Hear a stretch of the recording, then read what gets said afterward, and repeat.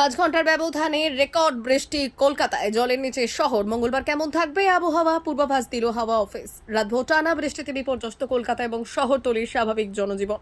শহরের বহু জায়গা জলের তলায়, ব্যাহত যান চলাচল। আলিপুর আবহাওয়া দপ্তর জানিয়েছে মঙ্গলবারও বৃষ্টির সম্ভাবনা রয়েছে। বিক্ষিপ্তভাবে বজ্রবিদ্যুৎ সহ বৃষ্টির সম্ভাবনা রয়েছে। একটানা বৃষ্টিতে কলকাতার উত্তর থেকে দক্ষিণ সর্বত্রই কম বেশি সমস্যার মধ্যে পড়েছেন শহরবাসী।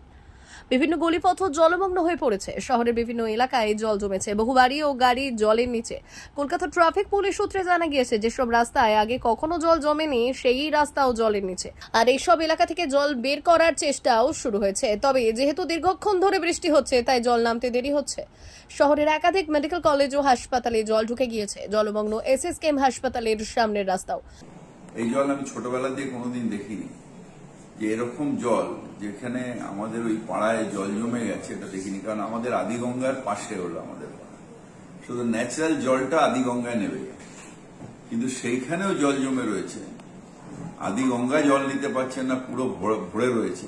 এটা আমি ছোটবেলার থেকে দেখিনি। 78-এ একটা বন্যা হয়েছিল কলকাতায়, তখন দেখেছিলাম। তখন আমরা ইয়াং ছিলাম, ঘাড়ে করে করে সব পরিষ্কার করে স্কুল বাড়িতে নিয়ে এসেছিলাম। এখন অনেক জায়গায় যারা গরিব মানুষ রাস্তার ধারে বা যারা লো লাইন এলাকায় থাকে, তাদের অনেক স্কুলগুলো খুলে দেওয়া হয়েছে, সেখানে রয়েছে।